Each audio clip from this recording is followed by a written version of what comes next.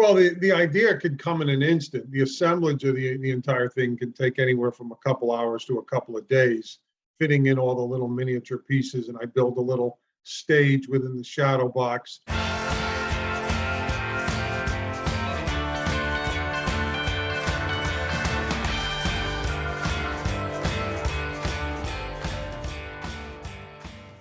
Hey listeners, this is Whitney Rosenson, your host and the owner of Art Dimensions, your one-stop shop for contemporary art rentals and sales.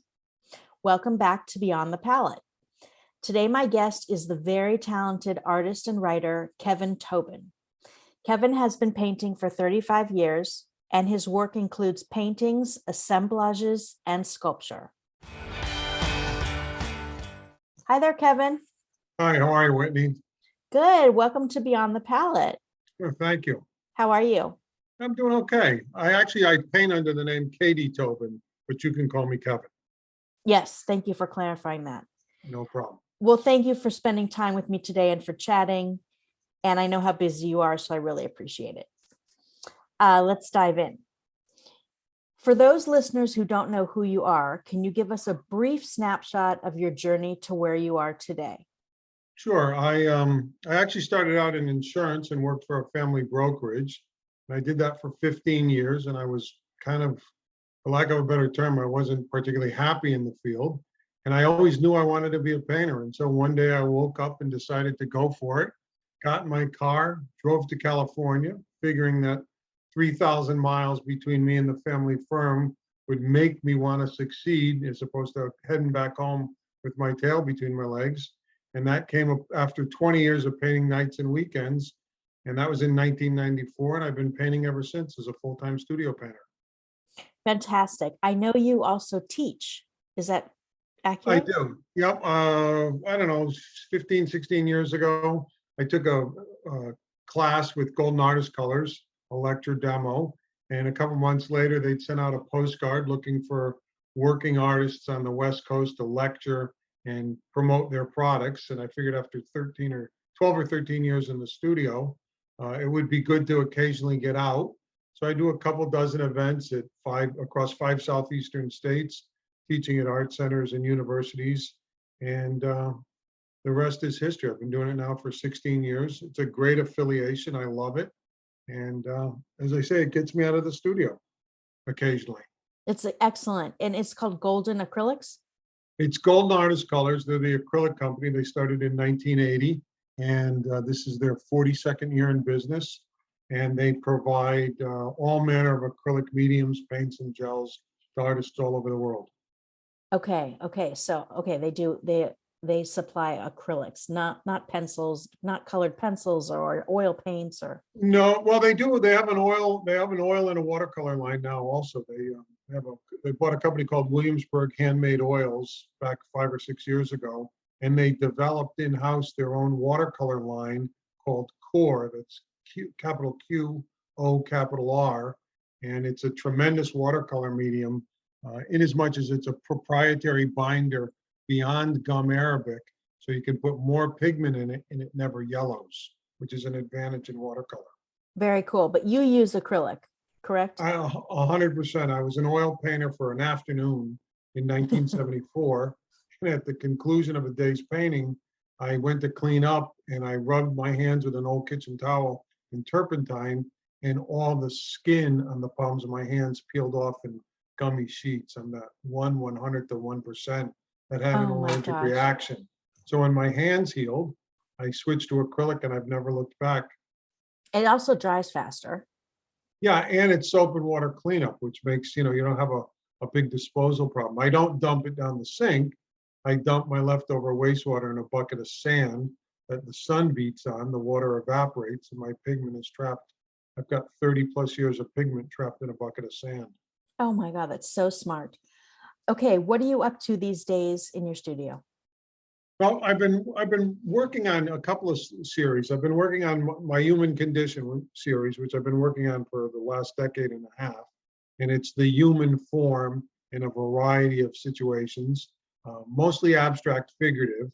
And then I started back 4 or 5 years ago, I started what I call my Santa Monica series, which is a kind of a loose homage tribute to the painter Richard Diebenkorn in his Ocean Park series. And while his Ocean Park series is infinitely more geometric, whereas my Santa Monica series, the forms are a little more amorphous, it's just something I've really enjoyed doing. And each piece is kind of the same dimension at 16 inches by 16 inches and 3 inches deep, though I am breaking out into a larger format even as we speak. Oh, that's exciting. Okay, and the 3 inches deep, that's pretty unusual for it's a wood panel, right? And a canvas? Or just Correct. It's a canvas wrapped cradled panel, birch panel. And I've made it 3 inches deep because I want it to not only be a painting, but I want the piece to be kind of like an actual object. So you can actually stand it on a shelf, or you can hang it on the wall. Okay, so it's a wall sculpture and painting. Well, it's more of a painting because it's other than the 3-inch depth on the side rails of the cradled canvas. It does have some texture on the surface, but it's just, I wanted it to be more of a thing other than just a flat panel, regular canvas. Well, and it's just very textured. I use a product called crackle paste on the surface, which imparts a lot of depth and dimension to it. So it's this very, you could say almost a sensuous surface that you'd like to touch and rub. Yeah, I know. I've seen a couple of those Santa Monica series works, and I Yes, do want to touch. you've carried them. I've You've got carried them in them. your gallery. Yeah, and I always wanted to touch them. All right, so you've got the Human Condition series, the Santa Monica series. That's what you're up to. What about the painting behind you? I'm going to take a screenshot and I'm going to post it so people can see, but we'll do that in a minute. But what is that beautiful painting behind you, the one with the two figures? Red center, and it's kind of actually dark. It kind of goes back a while. There's a red kind of figure sitting there, and behind it is this black shadowy figure. So I've kind of moved off of that. I think I was in a somewhat of a little darker place when I made that painting. I've gotten a lot brighter and more joyous palette since then. And one last series that I am working on at the same time is I've been working on a series called the Overwhelmed series, and they are a group of assemblages in shadow boxes. And essentially, they're little miniature vignettes, and they put very small human figures in an overwhelming environment of technology. And it's basically to symbolize man's ever decreasing importance in the larger technological world when people are being outsourced and jobs are being taken over by computers. Literally a rise of the machines almost. Wow, it's so pertinent. Okay, those are great. So I want everyone listening to know that you can see the assemblages that Kevin's mentioning on KD Tobin, KDTOBIN art.com. And at artdimensionsonline.com, I've got a lot of his paintings up. Okay, but the assemblages are really, really cool. How long does it take you to create, let's say, each one or one of those? Well, the idea could come in an instant. The assemblage of the entire thing can take anywhere from a couple hours to a couple of days, fitting in all the little miniature pieces. And I build a little stage within the shadow box. And then kind of to make it a little Luddite, there's a little story that goes with it. And the text of that is done in American typewriter. So it looks like an old-time manual typewriter, yet it's talking about very modern, very technological aspects. They're a little humorous, they're a little cynical, but I hope they at least provoke some thought. Well, I hope they do too, and they did for me when I checked them out. In fact, I just sold another one to a collector in California, and I shipped it to him. The shipper that I used, it got to the location. For whatever reason, they sent it back to me. I used another shipper and sent it back. So that little 12 by 12 vignette traveled 9,000 miles. Oh my So it God. finally got to the person who bought it. So and it arrived intact. The glass wasn't broken or anything. So Oh, good. packed Okay. it really well. All right. Well, congrats on that, making Thank it you. all the way to California twice and Yes. on the sale. All right. Let's think about the beginning of your painting career or your art Mhm. career. Yep. Who or what influenced you then? From day one, My biggest influence have been Richard Diebenkorn, of course, David Park, and Nathan Oliveira, who are part of the Bay Area figurative movement from the 50s and 60s. Andre Matisse, of course, for his palette, which is just absolutely fantastic. Romer Bearden for his collages and his all-encompassing work. And then a later influence have been the Fonseca brothers, Bruno and Caio Fonseca, who are abstract and figurative. Bruno has now since passed away. I believe he actually died of AIDS probably 30 years ago. And his brother Caio still paints in New York. And they have been very big influences. In fact, one time I was surfing around on the web and I put in Caio's name and a whole bunch of images came up. And in the same group of images, there were several of my images alongside his. How that happened, I have no idea, but I was Wow. stunned to see it. Pulling up his work, I found my work as well. Wow, that's amazing. Yeah, I was kind of stunned. That's brilliant. What's his name again? Caio. It's Caio Fonseca, Fonseca, and his Okay. brother was Bruno, Bruno, who went to like Madrid, Spain from the United States. He lived in New York when he was like 17 and lived in a bombed out loft and painted for like 15 years, came back to New York, and I think he was dead by the time he was 34. Oh my God. Yeah, which is just tragic. Yeah, that is tragic. What about their work was so influential to you? The color palette or the, Yeah, the colors. In fact, some of the red on this painting behind me was inspired by Bruno's work, but just the sparse minimalist of some of the work. Caio paints, then gessos everything, then takes paint away. He's got some very interesting stuff. It's I don't know. I was just very much inspired by it. okay. Now let's think about your present day practice. Okay. What influences you now? Well, it's funny. I was thinking about that question. I think about that question a lot. In fact, I do a lot of thinking. And I think one of the things that inspires me now is not so much the work of others, is the motive. It's not, I suppose, not inspiration, but motivation. And I'm motivated now to make my own mark within the art world. And I think that's where more of my focus is going. The painting, the sculpting, the writing, that's almost automatic now. I don't really have to think about it. I think about paintings, but it's not something that I approach anymore after 35 plus years of doing it. I know how to get to where I need to be, largely because I think of a painting before I even step in the studio. So now my motivation is to make my own mark, so that someday someone might be sitting here in a similar podcast enlisting me as an inspiration. That may sound Yes. arrogant, but I can only hope. No. I hope too. Besides acrylic, what are your favorite materials to work with and why? Or would you say acrylic is the favorite? Yeah, I do a lot of mixed media work. I do acrylic. I use newsprint in my work, newspaper clippings, oil pastels, colored pencils, gels, mediums. Sometimes I'll do a watercolor wash on top of stuff. But I'd say 90% of what I do and work with are within the realm of acrylic. Okay. All right. This is a fun question. Describe your aesthetic in 3 words. Abstract, figurative. Okay. So there's the abstract, and then there's figurative that's abstract. So abstract, figurative, abstract, or abstract, figurative. Figurative. Okay. Do you think creativity is something you're born with or something you're taught? I think everybody's got creativity in them. I think us as artists, we probably just explore our creativity a little bit deeper, because I think, if you go all the way back to the caveman, they had to be creative to survive, make fire, make shelter, find food.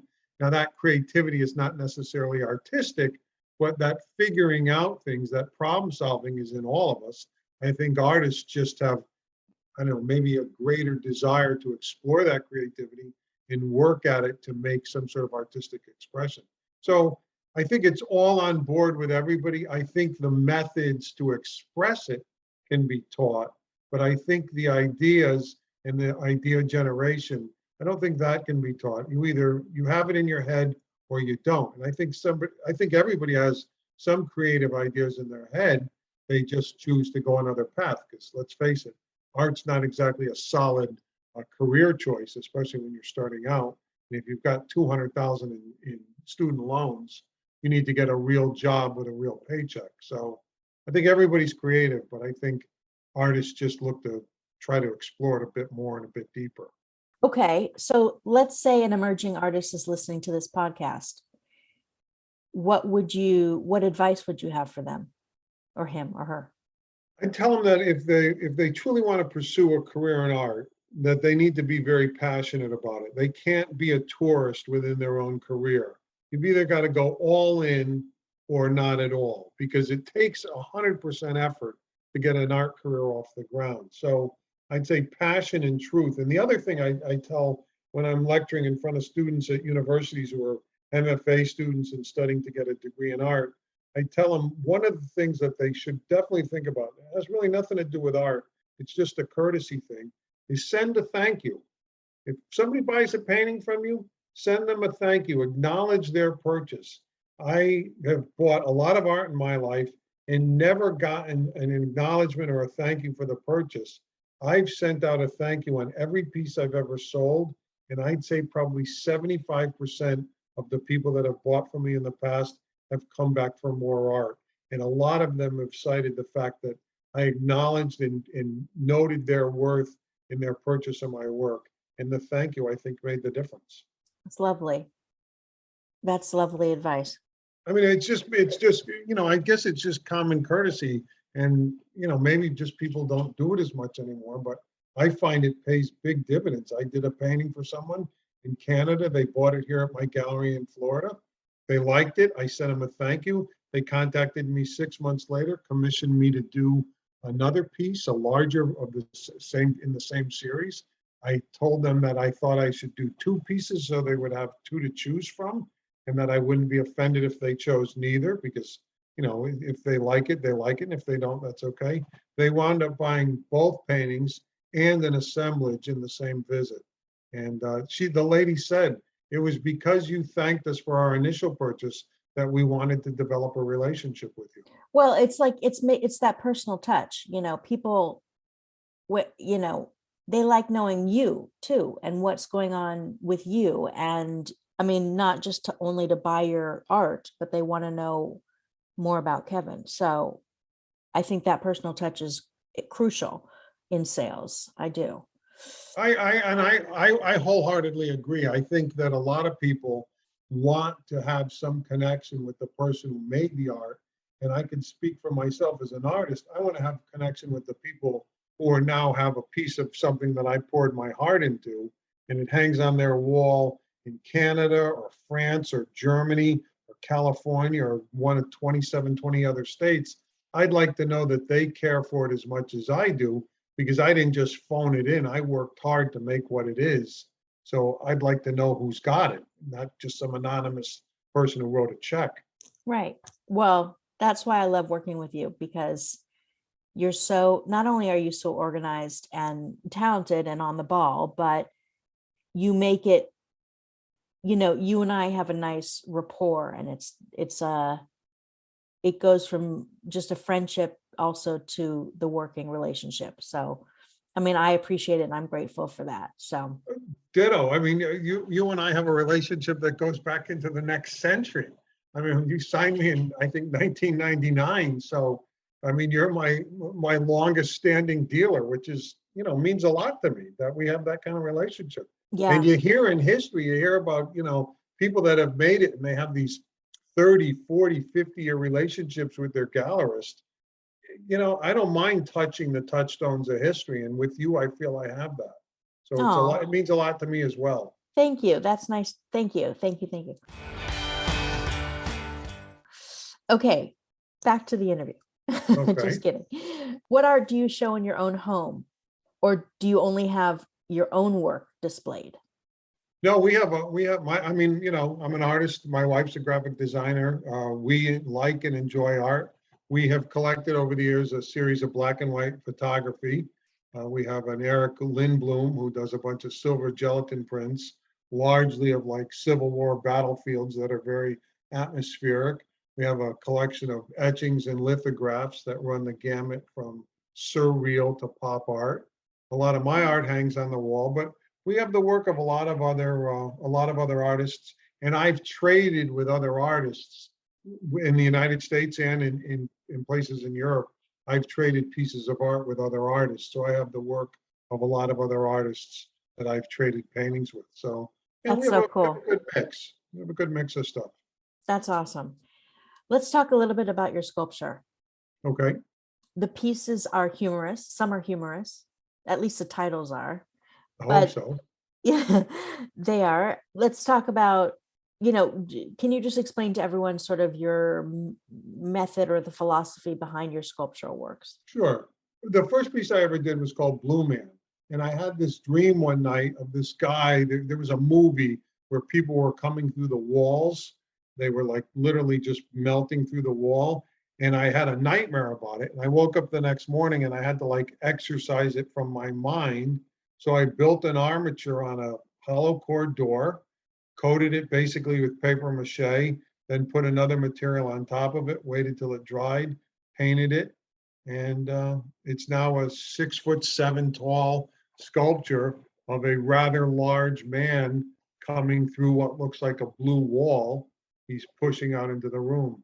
Another one I did in the same vein, again on a hollow core door, but in a horizontal axis, is I did 4 heads on the door, a light bulb over one of the heads hovering over his head, and then between from temple to temple, I put a clear tubing with blue chase lights running through it, and it's titled Incapable of an Original Thought, as there was a period in the early 2000s, mid 2000s, where every movie studio, when I was living in Los Angeles, or Santa Monica rather, every movie studio was coming out with the same movie.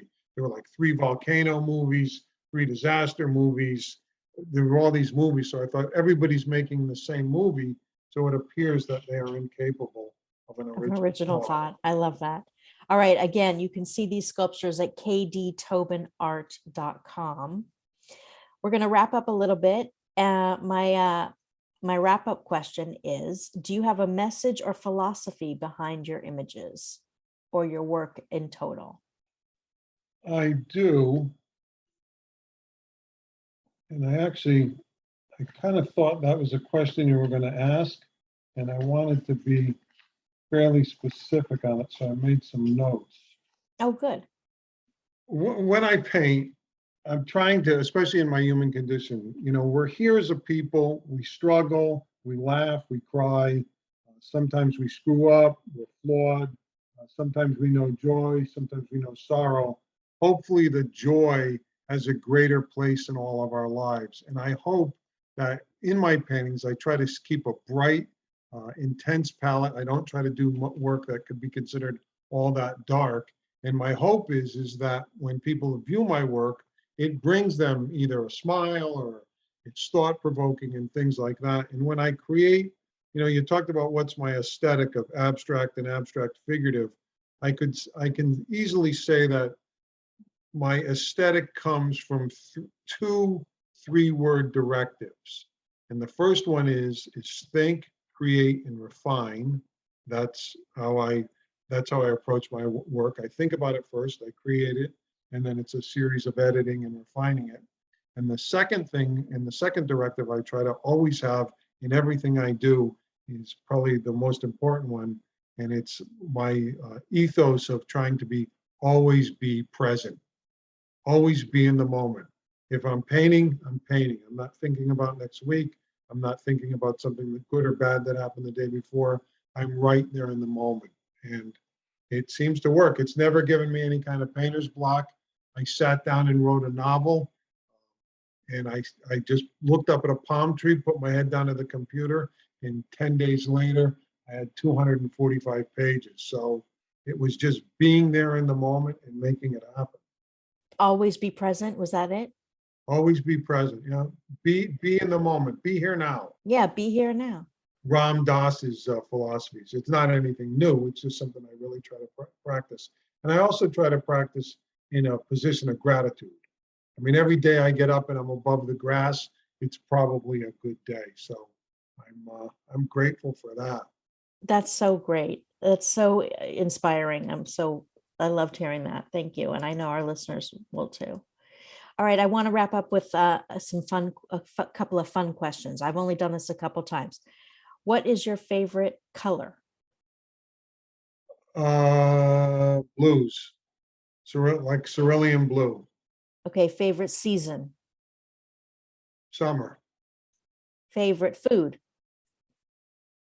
anything with pasta, and do you listen to music when you're painting or sculpting? all the time. I think that art is the way we decorate our space. Music is the way we decorate our time. And that's not original. That's not, I heard that. What do you like to listen to when you're painting? Anything and everything, from Yeah. classical to 80s new wave to hardcore punk, classic 60s. No, probably not country. Right? Probably anything but country, but everything else in between. Okay. Okay. Well, that's awesome. Thank you, Kevin. This was so awesome. Fantastic. It was so much fun. I really highly recommend that everyone check out Kevin's incredible pieces on the Art Dimensions site, which is artdimensionsonline.com. Also, please take a minute to rate and review Beyond the Palette. You can do this on Apple Podcasts, and it really helps to expand our reach. I know that you wrote a book, which is such a fun book to read. Can you tell us what the title is and what your pen name is? I write under the name of J.K. Duval, D-U-V-A-L, and the title of my book is The Interludes: A Sexual Odyssey. It is for mature audiences. If you blush easily, you might want to look elsewhere, but it has been highly rated. I have multiple 5-star reviews from reviewers all over the world. In fact, a reviewer from Ireland, of all places, a guy by the name of Pierce, P-I-R-A-S. He's a Vine reviewer for Amazon, and he wrote a review that literally brought tears to my eyes because he commented on the strength of my writing. And so I was kind of thrilled and honored to get such a tremendous review from him. Oh, congratulations. That's awesome. Thank you. All right. So this is the very talented Kevin Tobin. Thank you again, everybody, for listening. And to Kevin and everyone out there, have a great week and happy creating.